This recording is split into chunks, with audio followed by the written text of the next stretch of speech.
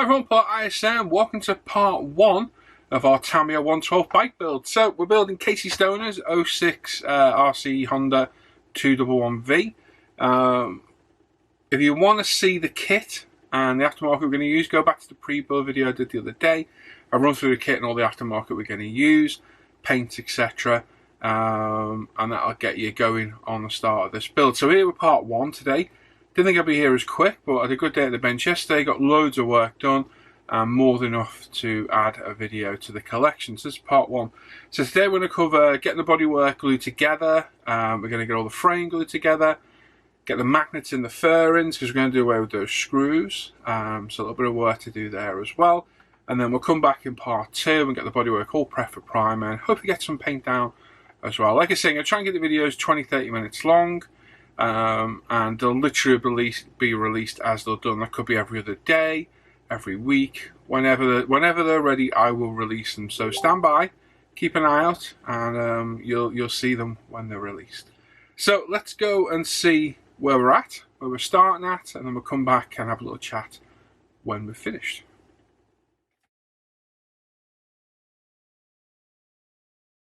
Okay, so let's get this bike build going. So everything is still bagged up. For safekeeping, we're going to put the decals in the box lid, and then we'll slot the box in over the top when we've been through it in a minute. Keeps the decals nice and safe and stops them getting any damage at all. Now, looking through the instructions, looking for all the bodywork panels that need gluing together or attention. We're leaving everything else in there for now, and we'll put it out the way to the side. As you can see, we slot the box in, and there's the decals nicely safe and protected. So we're going to look through the instructions, have a little look what we need. Let's give my glue a shake in preparation. Open it up and orientate the instructions to where you need. We're looking for any of the body panels that need gluing together. So like the front wheel arch, as you can see just up there top left. Having a little look through everything else. So you see nice, clear, concise Tamiya instructions, just as always. We've got the lower cowling panel needs gluing together. They're in half, so some nice careful glue required there. Front cowling's one piece, so that's no bother. We've got the rear seat part needs gluing in half, as does the rear exhaust section as well. We've got multiple areas to paint in different colours, which we'll get to when we paint them at a later date. Fuel tank's one piece. Got the side fairings to deal with, and like I say, that rear panel that covers the exhaust as well. So these are all going to need gluing and filling and sanding to some degree. It's going to vary from part to part. We're going to deal with them as we go. So cutting the parts off the sprues. We're not going right up to the part yet. We're just cutting them away as furthest point we can on the sprue, leaving a little bit of sprue attachment left. We'll then come back and nip these parts a little bit closer and then sand the rest as and when we need to. Bear with my camera, I had the wrong autofocus setting on it, and it's a little bit skew-iffy till I noticed about halfway through the video, so I do apologise if we're out of focus at all. As you can see, we've got several components to cut off. Don't go right up to them with your snips. Leave a little bit of sprue left. I'd rather remove a little bit more than have to add and fill later on. Just make a note of all the parts, and then once you're done, put your sprue out of the way, and we can start cleaning up these parts. So as you see, multiple components needed. What we're going to do, we're going to snip close to them, leaving about 1 millimeter of sprue left behind. We don't go right up. These Tamiya snips are absolutely superb. Had these for at least 2 years now, and they're still as sharp as the day I bought them. Ultra clean cuts. Right, so glue, we've got Tamiya Extra Thin and some EMA plastic weld. I mix these 50-50, and that gives us a hotter glue that dries a little bit slower than using the EMA all by itself. Now I've found using that on parts like this with big seams, you put the glue in there, then give them a little bit of pressure, you get a bit of molten plastic filling the seam for you and saving a lot of the work later on. Now as you see on this lower panel, cowling, there's a couple of locator points, so we're going to pop them in. Has to be orientated correctly to make sure that there's no gap at the top. I'm just going to lightly apply some TET EMA mixture all the way across the seam. I'm just applying a little bit of pressure at the minute, making sure we're lined up right. Then we can do the front part at the top, then we'll do completely inside and come back around. Now, preparation in this part will pay off immensely when it comes to sanding later on, because if you do this the way I'm doing it now, you'll have very, very little to fill, if anything at all, and it will save you time. So what we're doing is, because we're using a hotter glue, it melts the plastic more, we're allowing this to settle for a moment or two on the plastic, and then pushing it together with only moderate pressure, not a massive amount of force, and you'll see a molten little bit of plastic come out from between the seam, and once you sand that back, that should be filled. It'll need minimal filling in one or two places. Once you're happy with that, hit up the inside back part of everywhere, and the front, and all down the centre seam inside as well. The more glue the better. I don't mean amounts, but the more glue points you get, the better, because it'll make a stronger, more reliable weld. And what we'll also do at a later date in the next part is we'll reinforce these joints with some CA glue. Now, be careful you've got no glue on your fingers, because you don't want to transfer this to the bodywork, because it will look awful. And also, excuse my hands, I decided today to clean up my spray booth today of all days, and got absolutely filthy before I started filming. And yes, paint everywhere. So there we go. As you can see, once this is dried for 10 or so minutes, if you look at the center seam, you'll see molten plastic filling it all the way through and all the way around. And once this is sanded, that should require little to no filling at all. And it gives a nice tight seam. And like I say, there's our sprue points there as well. We've left those sticking out a little bit. Like I say, excuse my fingers, absolutely covered in paint, absolutely shocking. The mess you make when you're sorting out paint bottles and spray booths. So we've got other parts to attach. As you see, they've got locating points on as well. And we're going to do exactly the same to these parts, making sure all the attachment holes or points are all lined up perfectly. On the front fairing, there's two little lips or shelves, kind of, if you think of it that way, that just sit on top of each other. And again, just some careful gluing, a little bit of pressure here and there. Get that molten seam of plastic to come out. It doesn't take a massive amount of force. You'll see what I mean as soon as you put it in. But if you do that, it will reduce the amount of filling required and make the bodywork a little bit of a speedier procession to get through.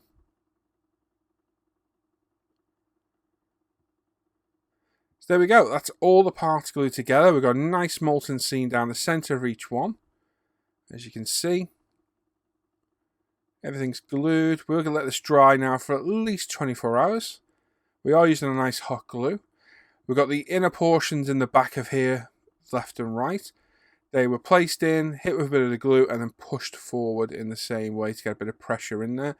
These are quite tricky to sand, so if you've not got any customizable sanders from UMP, I would recommend getting some of those. I will show those being sanded in part 2, because we're going to leave these to one side to fully dry now. But as you can see, everything is glued together, and we're all ready for getting some sanding done. Now, there are some seam lines on some of the parts. Again, excuse the autofocus, it's a bit screwy today. There are seams on the front fairing, and a few other parts as well that need attention. We've got this part to glue in place here as well.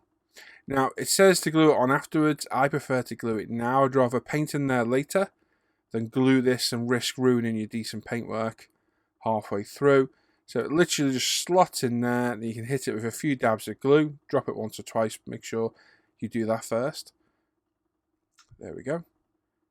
And then hit it with some glue, and you'll get a nice tight seam in there.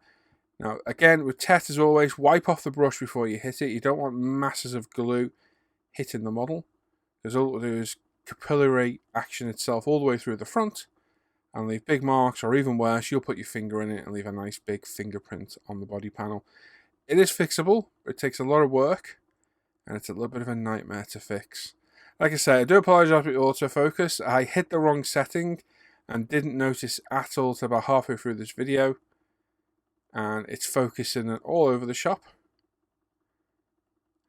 Everything but the model I'm trying to show. So it likes focusing on my dirty fingers. But we'll get there in the end. You can see we're ungluing, that's the important part. Like I say, take your time here. Time spent here is saved later on down the line. So it's worthwhile with some gentle precision gluing to make sure everything is in place. And there we go. That can be left to dry. We'll deal with the seam lines later on. The fuel tank on this, or the fuel tank cover, is all one piece. Again, we'll take off the sprue point, leaving a little bit behind. We'll sand that off later. There's a little attachment point that needs gluing in at the front. You'll see the indentation in there. There's a seam line there as well. One right along the top, and it runs down the back. So just have a real good look around the bodywork before you commit to paint. Right at the front there, we've got a part to glue on. I'm going to grab it out of the box. It's a little semi-round locating point. There she is. So pop that off. Give a little bit of a sand and clean up. And that sits just inside the fuel tank cover and allows the location point on the bike to hold that on then. There's a little trick of gluing this in place. You can try and pop it on and then glue it. I find putting a little run of glue on its locating mark on the tank first and then popping the part on works much better. So a little bit of light gluing around the front. Grab the part of our tweezers. Pop it in place. Make sure it's orientated correctly. And it's sitting fully where you want it. And then just push it home a touch. Again, not a massive amount of pressure required. So now we've got all our chrome parts for our framework cut off. We're going to concentrate on the front part first, because that's the part I need to line up for all the fairings in a minute. Several components to cut off and clean up. So make sure you have a good look at the instructions. There are literally 5 components to the front. All our chrome parts are in a little pot. We've got some Tesco Ocean bleach. I find the cheaper the bleach, the better it works at dechroming parts. This is a really nice thick bleach. So we're going to pop a good layer in there. Because one part's slightly longer than the other, the pot needs a little bit of stretching to get it under the bleach. But we'll get there, you will see it. And I'll zoom in a minute so you can have a good look at the reaction and how quickly bleach can take off the chrome. So as you see, I'm just spreading out the sides to allow the part to get under. And now we're going to grab a toothpick, cocktail stick, and just push it under and let it sit. And all you've got to do is let it sit for 5 minutes, not even that. And it should take the chrome off very quickly. You will literally see the reaction before your eyes as it vanishes. If not, you're going to have to go to more extreme means. You have to use oven cleaner or brake fluid, which I'm not a fan of using. I find it weakens the plastic.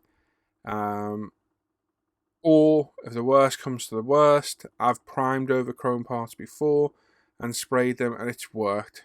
It worked perfectly. But if you can get the chrome off, again, you're going to get a better finish. And it also makes gluing the parts together a lot easier as well. Chrome parts don't like to be glued together with normal plastic cement. So it's a case of trying to get as much off as you can. If you look at the frame, you'll literally see the chrome disappearing in front of your eyes. As the bleach eats away out, those parts at the top are already done. This main top part of the frame is nearly done, and the bottom part is going literally as we watch it. Just manipulating it around to make sure we've got no air bubbles in there. Giving them a flip around as well. As you can see, probably 90% of the chrome is gone now. And we'll just let it sit for another minute or so. Once you have all the chrome's gone, grab yourself an old toothbrush, nice stiff bristled toothbrush. And we're going to work at the chrome, anything that's left, any remnants behind, a little bit of bleach. And then we're going to rinse it off and clean it all up so we can start gluing it all together. And then start assembling our fairings. As you can see, that's nearly, I would say that's all the chrome gone now. In what was it, about a minute, 2 minutes of that? Very quick acting. Like I say, if it doesn't, you're going to have to find more drastic methods. Oven cleaner with my next port of call. And then finally, if you really have to, brake fluid. I do find brake fluid weakens the plastic, so yeah, I try to steer clear of it if I can. But there we go, all gone. No problem at all, that's all stripped, took no more than 2 minutes. Some nice cheap bleach, and the job is done. Okay, after we're happy that all the chrome's gone, we've got a toothbrush, We've still got bleach on the part. I'm just going to give it a good run over. As you see, I've got some nitrile gloves on. All ensuring is that there's any little spots of chrome that are still in there, in the recesses or in screw holes, location points. We're just getting rid of them. And this will just give us a nice even finish when we come to prime it later on. It just ensures that it's all gone. And we know that we're fully prepped and ready for prime. We're still going to sand some parts on this and get rid of some sprue points, some seam lines, and what have you. So still a little bit of work to do, but like doing this, being meticulous pays off because you get a much better finish at the end. So go through the parts one at a time. As you can see, that bleach is super thicky and gooey. But just hit it up with the brush on the bleach. Now, I've got gloves on. Make sure you don't flick any of this in your eye or over on pets or set fire to stuff. And you'll be just fine. Once you're happy that all the bleach is gone, go run under a hose or a cold tap and get all the bleach off. And then we'll come back, give it a good wipe over to get any remnants off. And then we're going to hit it with some airbrush cleaner to ensure it's all gone, it's all been neutralised, and we've got no bleach left behind for the next stages.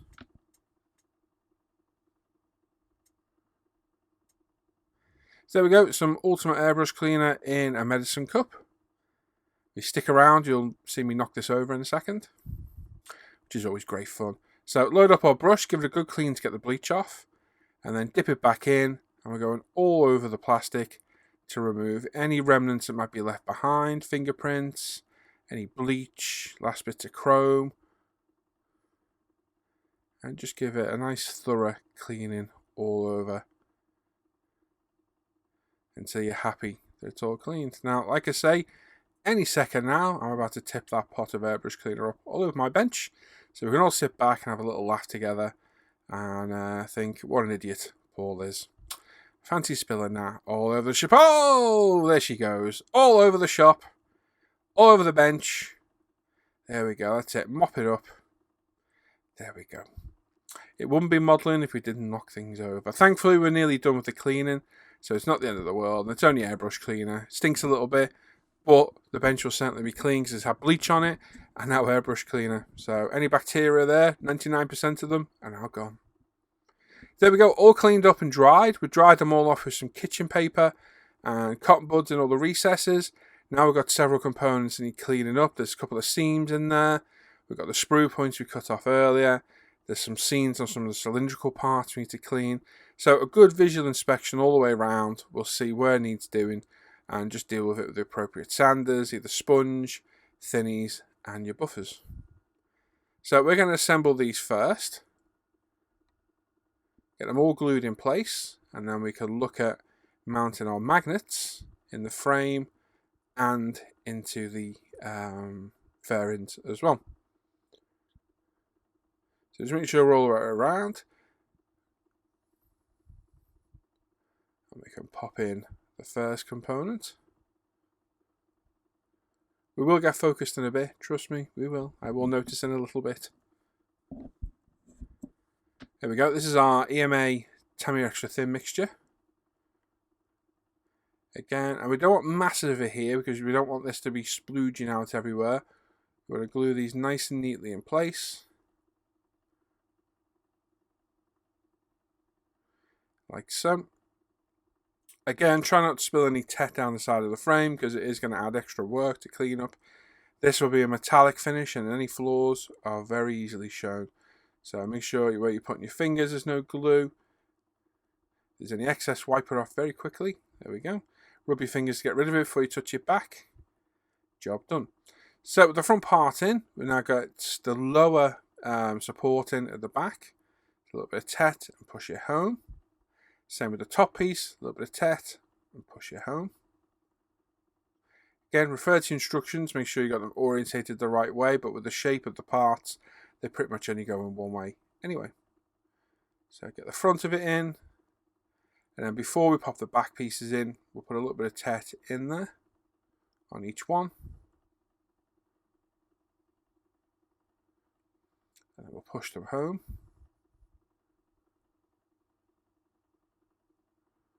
And there we go. There's our frame assembled and glued together. If you need to give the actual seams a little bit of a glue, hit it with another piece. But again, just make sure you get none down the side of the frame, because if you do get any flaws or fingerprints, it's going to take quite some work to remove them, and the metallic finish will show the flaws at the end. Trust me, been there, done it, got the fingerprints. Like I say, same careful gluing as before, then put this to one side to dry, and once it's dry we can deal with the seams.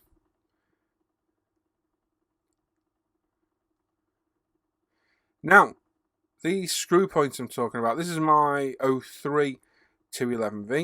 It's a Repsol Honda one. If you look at the fairings at the side, you'll see the screw points. There's one at the front, just there, and one at the back, just there. That's what we're going to eliminate today.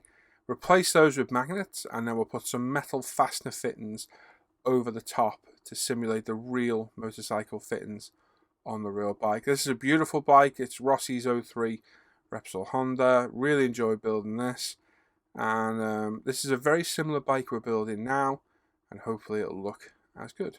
So this is all our frame. It's all assembled, sanded, nice and clean, and we're happy how that's looking. We've got our fairings, we've got our side fairings and front fairing, we've got our magnets.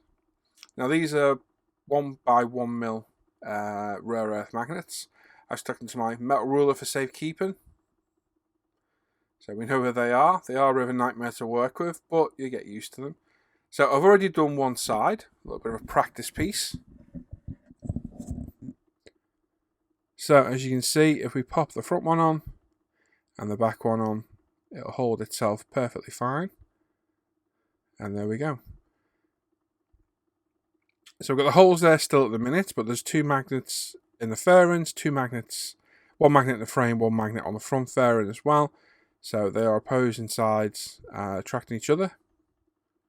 Not opposing sides, but the magnets attracting each other, should I say. And that gives us a nice, strong fit. It's about now I noticed that my focus isn't working great. So hopefully now we should start getting in focus. So how do we fit the magnets? So get your magnets in place. Make sure they don't start flicking around the bench and hitting your watch or any of your part, your phone and what have you, because they can damage components. We've got our thick Loctite precision pen CA glue, a couple of cocktail sticks, our tweezers, and patience. That's what you're going to need now. It's going to take a little bit of time. So we're going to pop some CA glue in the pot. Again, the links for all these are in the description down below. Now, on the frame and the front fairing, the magnets are near enough a perfect fit. So you need very little CA glue, just drop a little bit in there, push the magnet home, and job done. On the outer fairings, the holes are a little bit wider, so it's going to take a little bit more CA glue, a little bit more care. So we grab a little bit of the gel CA glue.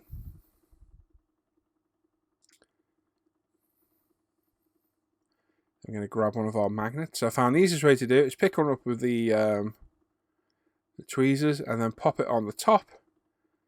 Spin it around and then pop it in a hole and slide the tweezer backwards. It's quite a nice tight fit on the front. So once it's in, grab a cocktail stick, push it down, and there we go. That one's perfectly home. You can see it just in there. It's perfect. Same on the side fairing. We'll pop this one in as well. Again, exactly the same fitting. And then on the actual side fairing itself, we've got one in the back. We need to still add one at the front. So two ways we can do the side fairings. We can either add the CA glue now. We grab our magnet. We need to make sure these are orientated the correct way. So you need to make sure it's magnetized to the front one, so it's attracting, not repelling. So pop it on the front, get the right way, then pop it on the tweezers the opposite way, and you can either insert it in like we did with the other ones, like this. Pop it in place with the CA glue and push it forward with a cocktail stick again. Or we can come back, pop the magnet on the fairing at the front again so we get the orientation right. Leave it on there and put the fairing to it. I find this the easier way, to be honest. So make sure everything's lined up correctly. Pop the fairing in so the magnet goes into the hole. I'm just double checking everything's correct. There we go. Once it's in there, hold it in place with your fingers. Grab a dab of CA glue from the back this time and just dab it in. Make sure you cover the magnet with it, like so, and then grab a little bit of CA Kicker on our micro brush. So I spray the CA Kicker into its own lid and then dab the micro brush in it lightly to grab a little bit of it. And then we just touch it in the hole. Make sure you're in the right spot. Touch it in the hole, and that will instantly set the glue around the magnet. We pop it off, and there we go. It's in place. Make sure it's fully home, which it is. If you have an excess CA glue, you can sand it off lightly with, say, a 400 thinny stick. And that's it. Job done. So if we assemble one side, get the right one. There we go. There's that side held on. We can then flip it around and grab the second side. Put the front piece on first. Again, makes it easier if you have the fairing the right way around. That's it. You'll figure out in your second pull. There we go. Drop it first. There we are. So put the front part on first and then pop the back on. And there we are. Perfect fit. So no screws at all. This means that once the bike's all assembled, we can take the side panels off in a moment's notice and show off all the work we've done underneath without having to unscrew them and having those unsightly screws showing. So very happy with that. It's a nice strong fix. It's the first time I've used these, and I'll definitely be using them in the future. As you can see, they're held on really well. So a little bit of time taken to get those perfect was well worth it. And as you see, you can take it off and pop it back on pretty easily. So we'll do the side falls off as well. And there we go. Nice and simple. Really easy. And really not too difficult to do at all. Just take your time and it'll be all good. So we've still got these panels to clean off. We've still got some sprue locator points on there. We're going to also fill the holes in with some CA glue. I'm just having a look what I've got. Yeah, that's all dried. So what we're going to do, we're going to grab our pen. Now, again, two ways you can do it. Now we put it on the dispenser like you did before, or you can blurrily use the pen and fill the holes that way. So there you go. That's me noticing now that my camera's not focusing very well. So using the pen and just lightly filling it. I did this in 2 steps. I didn't try and fill it all the way straight away. I got it right to the surface, let it dry, and then came back and put a little bit more over it a couple of hours later. Once you're happy that the surface is filled and the hole is filled, let it fully cure for at least a couple of hours. I left this for about 4 hours yesterday. And you can come back in. I would start off with, say, a 400 thinning. I think the 240 is a little bit aggressive for this. And just lightly sand away. No real pressure. Making sure that you're not putting any pressure on the angles or edges of the fairing because you don't want to change the shape or definition. And just lightly sand away. Although it's only 400, it's not the sharpest of grits. As you'll see in a minute, there you go, you can see the material falling off. It does remove it, just does it in a more controlled manner. Once you're finished with the 400, have a little feel over for any marks or whatever. If you can't feel any dimples or ridges, then come back in with, say, an 800 thinny sticks. These are from Ultimate. You can find these in the description down below. And again, lightly sand it, working through the progression until you're happy that all the flaws, sanding marks, CA glue, and that hole is perfectly filled. Again, you come back in with a 1200 afterwards should you wish, and then when you're finally done and happy that it's all filled and sanded, come back with the blue side of the buffer to get it really nicely polished up, and then hit it with the white side and get it squeaky clean and perfect. So there we go. There's all our panels glued together. They still need sanding. We'll cover that in part 2. We've got all fairings on with the magnets, so that's a brilliant step. And we've also got our rear swing arm de-chromed and all glued together as well. All our parts are all safely stored away in a box for next time. So there we go. That's where we're at today. Very important step is organise those screws and small parts. I literally very nearly threw that screen away yesterday. Front screen of this bike was in a bag. Hannah came in here and said, have you finished with these bags? I said yes. She was like, there's nothing in them you want? I was like, no. Something niggled at the back of my mind. I went, wait, let me have a look. And lo and behold, the front visor screen was in the bag. So lucky escape, that would have been in the bin, and I probably wouldn't have noticed for at least a few weeks that it was gone. So very, very lucky. So everything now is in there, all the screws, springs, small parts we've de-chromed. The screen, our hoses and everything is in these little parts. You can pick these up dirt cheap, like 10p, 20p each if you shop around, and they're valuable to put parts in. You get bigger ones as well. So if you want to de-sprue the whole back kit, you can chuck it in a box as well. That's quite handy to have. Something I may do as well to get the box out of the way. But it's handy to do. Another thing I picked up as well, and I'll put the link in the description and I'll add it to my link of products I use. I've been looking for a pair of optic visors for a while. I've got the glasses type. I find them a bit annoying. So I don't really use them as much as I should do. Noticing things like when putting these magnets in, they're millimetre wide magnets. It's quite a difficult small part to manipulate as you're getting older.